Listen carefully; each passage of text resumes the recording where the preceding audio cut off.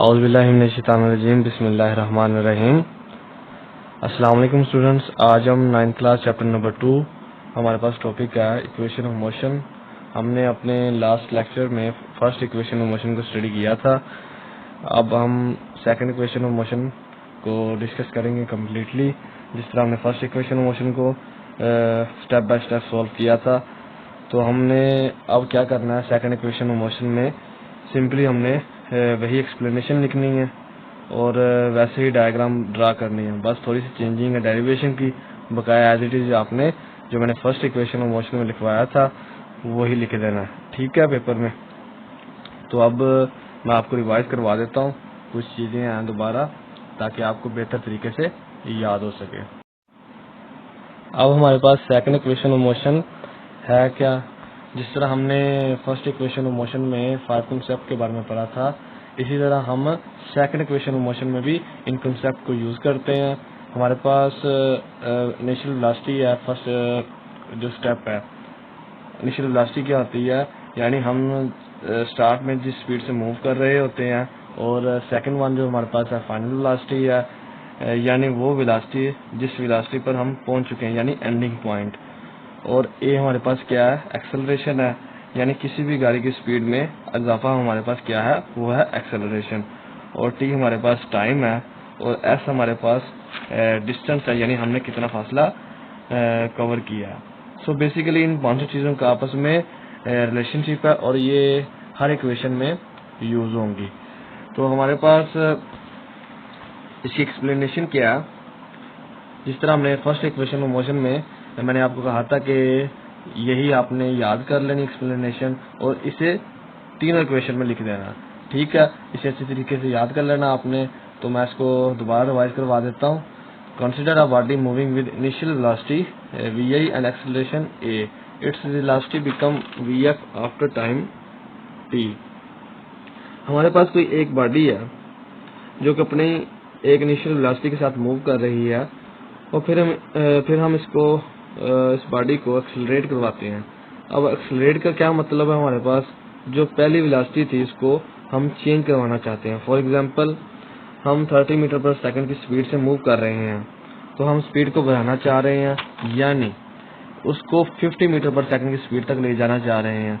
तो हमारे पास एक्सेलरेशन होगा, तभी तो वो तेज होगी, तो एक्सेलरेट हम उसको करवाएंगे। और फिर कुछ देर बाद उसकी जो इनिशियल वेलोसिटी है वो हमारे पास क्या हो जाएगी, फाइनल वेलोसिटी बन जाएगी, यानी vf हो जाएगी कुछ देर बाद। The motion of the body described by the speed time graph as shown in figure. अब हम बॉडी के मोशन को स्पीड टाइम ग्राफ से शो करेंगे। अब जिस तरह हमने फर्स्ट इक्वेशन ऑफ मोशन में स्पीड टाइम ग्राफ को ड्रा किया था एज इट इज, आपने सेकंड इक्वेशन ऑफ मोशन में भी उसी तरह डायग्राम को ड्रा कर लेना, कोई चेंजिंग नहीं करनी। और इसी तरह आपने थर्ड इक्वेशन ऑफ मोशन में करना है, ठीक है। एक्सप्लेनेशन भी आपने वही लिख देनी है, डायग्राम भी आपने वही बना देनी है, बस आपने चेंज क्या करना है, सिर्फ डेरिवेशन को चेंज कर देना, ठीक है। तो मैं आपको डायग्राम फिर रिव्यू करवा देता हूँ। आपने सबसे पहले क्या करना है, आपने एक्स एक्सिस पर एक लाइन ड्रा करनी है और एक वाई एक्सिस पर लाइन ड्रा कर लेनी है, और फिर जिस पॉइंट पर ये दोनों लाइनें मिलती हैं उसे ओरिजिन पॉइंट कह देना, यानी ओ पॉइंट कह देना। फिर आपने ओरिजिन पॉइंट से थोड़ा सा ऊपर इनिशियल वेलोसिटी को ड्रा करना है, और फिर फाइनल वेलोसिटी को थोड़ा सा ऊपर ड्रा कर लें।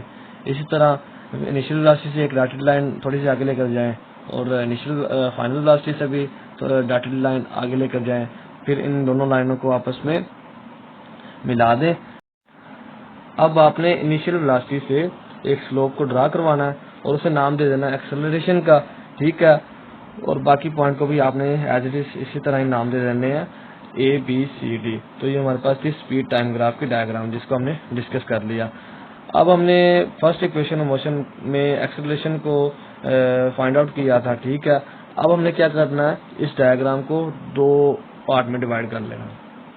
फर्स्ट पार्ट जो है हमारे पास वो हो जाएगा ट्राइंगल यानी ABC, और सेकंड पार्ट हमारे पास हो जाएगा OACD यानी रेक्टेंगल। तो आपने क्या करना है, दोनों पार्ट का जो है डायमीटर यानी एरिया है उसको अलग अलग फाइंड कर लेना है, ठीक। अब हम सेकंड इक्वेशन ऑफ मोशन की डेरिवेशन पर मूव करते हैं। तो हमारे पास total distance S travelled by the body is equal to the total area under the curve O A B C D. तो जो बॉडी ने डिस्टेंस टोटल डिस्टेंस कवर किया है वो किसके इक्वल है? Area under the curve O A B C D. Curve के नीचे जो एरिया यानी O A B C D उसके इक्वल है। तो हमारे पास टोटल एरिया क्या है? Area of O A C D यानी रेक्टेंगल का एरिया प्लस हमने ऐड करवा देना area of A B C. तो हमारे पास फर्स्ट इक्वेशन ये बन जाएगी। अब हम सेकंड इक्वेशन ऑफ मोशन की जो डेरिवेशन है उसको स्टेप बाय स्टेप डिस्कस करेंगे। तो हमारे पास एरिया ऑफ रेक्टेंगल का हमारे पास फार्मूला है लेंथ क्रॉस विड्थ, ठीक है। तो एरिया ऑफ रेक्टेंगल किसके इक्वल आ जाएगा? ओ ए क्रॉस ओ डी। अब हमारे पास ओ ए क्रॉस ओ डी किस तरह आया तो हम डायग्राम में देखते हैं। यहाँ हमारे पास रेक्टेंगल की जो लेंथ है वो है हमारे पास है ओ ए, और रेक्टेंगल की जो विड्थ है वो हमारे पास है ओ डी। तो हम क्या लिख देंगे? Area of rectangle O A C D किसके इक्वल है? O A cross O D. अब हमारे पास ओ ए उसने दिया हुआ है वी आई के इक्वल है और ओ डी इक्वल है टी के। वो किस तरह हम देख लेते हैं डायग्राम में। ये देखें ओरिजिन पॉइंट से ए पॉइंट तक हमारे पास जो लेंथ है वो किसके इक्वल है? इनिशियल वेलोसिटी के इक्वल है। तो हम लिख देंगे ओ ए किसके इक्वल है? वी आई के, और ओ डी किसके इक्वल है? टाइम के इक्वल है। तो हम क्या लिख देंगे? V I cross T. तो ये हमारे पास बन जाएगा वी आई टी। अब एरिया ऑफ रेक्टेंगल तो हमने फाइंड कर लिया।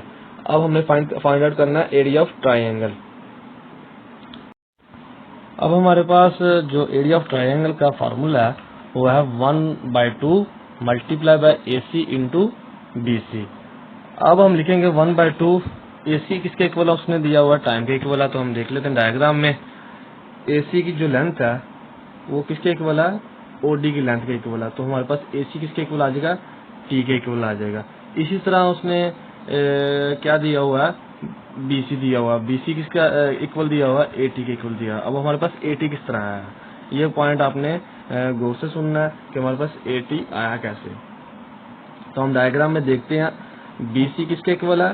इनिशियल वेलोसिटी से फाइनल वेलोसिटी, ठीक है, इसके इक्वल है। तो हमारे पास बी सी एक्चुअली है क्या? वेलोसिटी है। तो हमारे पास वेलोसिटी किसके इक्वल होती है? ए टी के, यानी एक्सेलरेशन इनटू टाइम के इक्वल होती है। तो हम क्या लिख देंगे? बी सी किसके इक्वल आ जाएगा? ए टी के इक्वल आ जाएगा। तो अब हमारे पास एरिया ऑफ ट्राइंगल क्या आ जाएगा? 1/2 ए टी स्क्वायर। अब हमने सिंपली क्या करना है? इसे इक्वेशन 1 में पुट कर देना है, ठीक है। इन वैल्यू को जो हमारे पास एरिया ऑफ रेक्टेंगल की आई है और एरिया ऑफ ट्राइंगल की है, इसे इक्वेशन 1 में पुट कर देना है। तो इक्वेशन 1 में हमारे पास क्या है? टोटल एरिया एस किसके इक्वल था? Area of O A C D यानी रेक्टेंगल का area plus area of A B C यानी ट्राइंगल का एरिया। तो area of O A C D का हमारे पास क्या था? वी आई टी के इक्वल था प्लस एरिया ऑफ ट्राइंगल हमारे पास क्या था? 1/2 ए टी स्क्वायर था।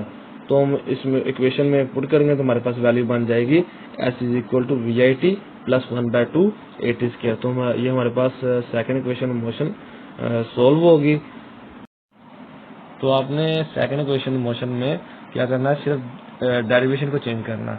बाकी आपने एज इट इज जो फर्स्ट इक्वेशन की एक्सप्लेनेशन है और डायग्राम है एज इट इज से ड्रा कर लेना है, ठीक है।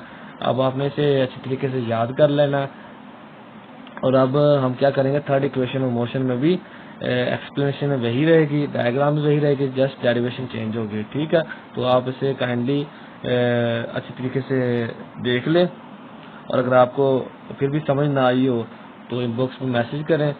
और आपसे रिक्वेस्ट है कि जो मेरा ये चैनल है इसे सब्सक्राइब कर दें। अगर आपको वीडियो अच्छी लगी हो तो इसे लाइक भी कर दिया करें और ज़्यादा से ज़्यादा शेयर कर दें, ठीक है। ओके जी, नेक्स्ट लेक्चर में मुलाकात होती है। अल्लाह हाफिज़।